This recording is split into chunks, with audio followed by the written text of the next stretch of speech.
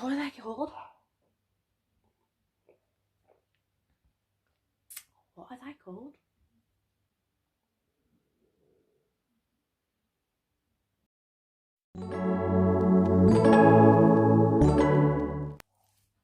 Hi guys, and welcome back to another video. So in today's video I'm going to be talking a little bit about mental health and how to keep the status quo during these really unprecedented times.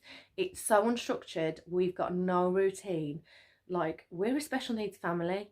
Jaden has severe additional needs and we just have no routine whatsoever right now. So last night I decided I was going to do myself a list of non-negotiable things that I needed to do each day in order to create more structure for the boys and to help me feel more mentally balanced, because as you'll get to know throughout the coming videos, I suffer with mental health issues. So I suffer with panic attacks, anxiety and depression.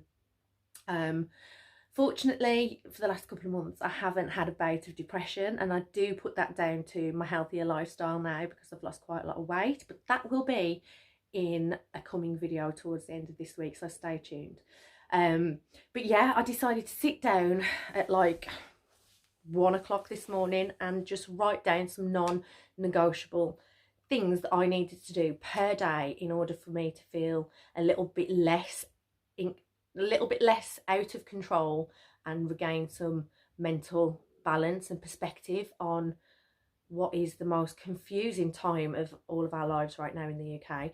So if you're not from the UK, we are on complete shutdown. Only frontline workers and key workers are allowed to be out and about in society working. So that means Ian and myself and the boys are all at home and have been for 11 days. So we're on lockdown day 11, and things are getting a little bit crazy right now. Not gonna. And you've got special needs children, structure is key. Am I right? For those of you who have got children with additional needs, you'll know what I'm saying. For any parent, you'll agree with that statement. We're just lacking in structure across the board. 1 o'clock I was up writing a few notes as to like just what I need to do, what I feel I need to do to get me through this period. So I'm going to share them with you. It's a really off the cuff video if I'm totally truthful, but I hope you do enjoy. So number one, my first non-negotiable is get up, get showered or washed or cleansed and put a fresh pair of clothes on, whether that be a new pair of pyjamas, whether it be full on jeans and a t-shirt, who cares, whatever you feel comfortable in. Just make that first step of opening your eyes and getting out of bed. Now I know that sounds pretty standard, but when you suffer with mental health, that is a key factor in starting your day right. That being able to just open your eyes and think, right, this is what I need to do. I'm getting out of bed, I'm going to the bathroom, I'm brushing my teeth, I'm either having a shower or having a wash, whatever it is. Put yourself some fresh clothes on. Gym jams, jogging bottoms, doesn't really matter as long as they're fresh and you've made that first step of the day. Secondly, try new foods. So as we know, in the UK, food is scarce now on the shelves and we're limited to the amount of time that we can go out to get essentials. So I'm finding cooking from scratch, not reaching for the frozen pizzas or the frozen chips, because they just really weigh heavy on me and make me feel lethargic, and in being stuck in the house, that feeling of lethargy is amplified, especially if you're a sufferer of mental health as well. So for the last couple of months now, personally, I eat fresh, I eat plant-based, I eat whole foods. So my diet is pretty good, and I'm now starting to overspill that into the boys and Ian's meals as well. They have no choice about it because the freezer food is going down rapidly, so it is what it is. But try and just vary it up a little bit, cook in a different style, try different things, whatever you can get your hands on in the supermarket when you make those essential journeys, then go for it. Get creative. So if you are a parent, try and be creative with the kids, or if you're not, or you know, if the kids have got no mojo, no get up go, they don't do anything, take up a new hobby, maybe reading, I don't know, an audio book or crafting. look on YouTube, look online for loads of different types of activities, and just be creative, because I find that when I'm creative, my anxiety is overridden and I'm so immersed in what it is that I'm doing that I zone out of everything else.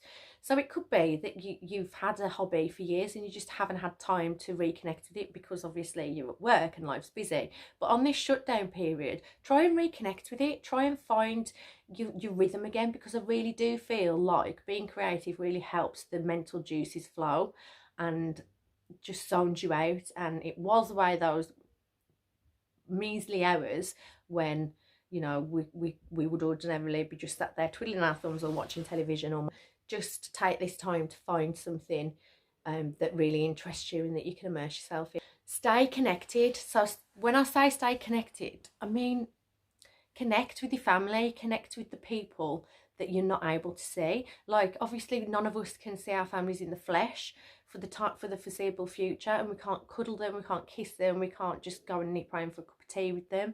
But one thing I have realised is shutdown doesn't necessarily mean I can't see my family.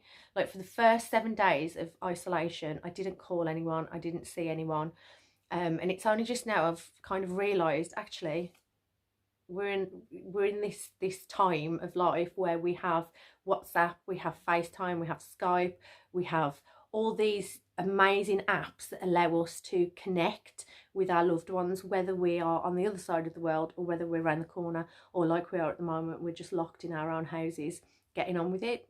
I've seen a lot of videos, not videos, a lot of posts on my Facebook of friends screenshotting the crazy things that they're doing on WhatsApp, on Zoom, all over their Facebooks, you know, drinking wine and having a family night.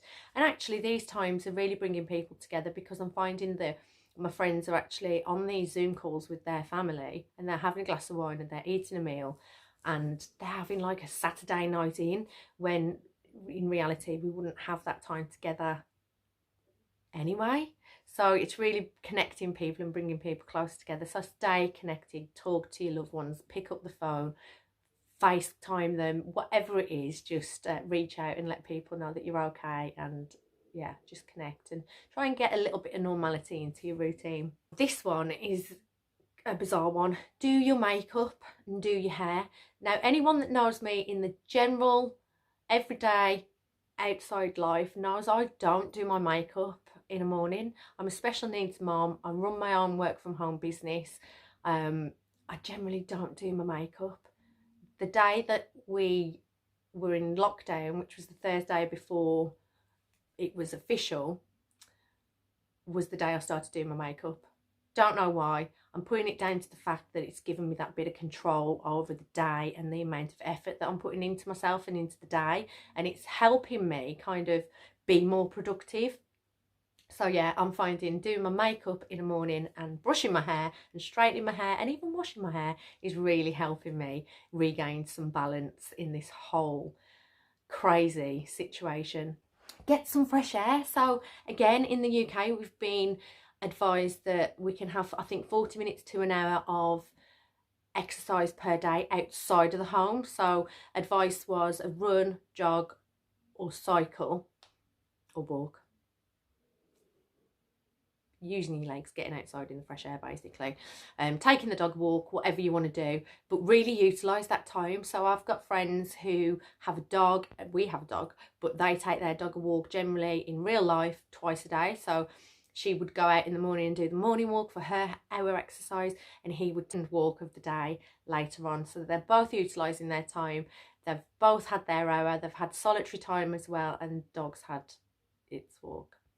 So that's another top tip. To be fair, none of us in this house have had any time out of this house, so I think we're going to have to start utilising that and going out as a family unit just to walk around the local estate and just getting out there, getting that fresh air, burning off some of that energy, because there's only so many times you can pace up and down one room in your house. Unplug. So this one's really, really important, I find. We need to stay on top of the news. We need all the updates we can get. We need to have all that information.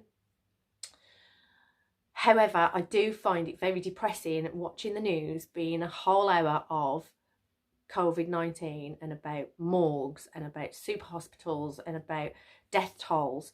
And sometimes I don't want to hear that. So put the remote down, turn the phone off and walk away. Return to that update when you are feeling far stronger mentally, emotionally and physically.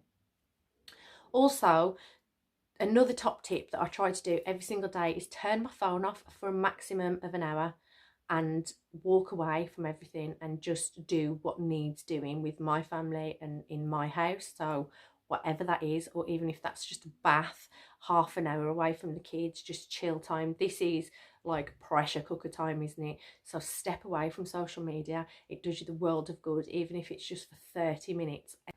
And finally, reach out. So I was aware that I had, like I said earlier, I hadn't contacted family, I hadn't contacted friends, and they may need an outlet, and also I need an outlet, someone other than Ian and the kids to talk to. And by reaching out, you're connecting with people and they're knowing that you're there for them and vice versa. And you know, even if it's just a shout over the fence to your elderly next door neighbour just to see if she's okay, needs any milk or sugar, you know, keeping that distance but keeping that contact with someone. People may be scared to approach you or message you or get in touch with you, and they may be crying out for some help, as well as you may be crying out for that adult interaction as well. So they were my top tips for how I am surviving this time, this really unprecedented, confusing time. It's just, like I said in my vlog, I just don't know. Like, half of me thinks tomorrow we're going to wake up to the news that COVID is over and it was all just a bad dream and the kids can go to school and we're, you know, we can return to normal. But then the reality is, you watch the news and the death toll has increased and it's on its rampage and peak. So yeah, I hope whatever it is that you are doing, you are safe and well, and just trying to get that balance of normality in whatever way that you can. These were purely just what my tips to help me through, but if they can help you as well, then I've done my job for the day. If you have enjoyed this video, please do give it a thumbs up. If you are just scrolling through YouTube or through social media and you haven't seen the rest of my videos, please go back and check them out and hit that subscribe button. It would really mean so much to me. And yeah, I wish you all well, and I will be back tomorrow with another family vlog. So yeah, see you then. Mwah.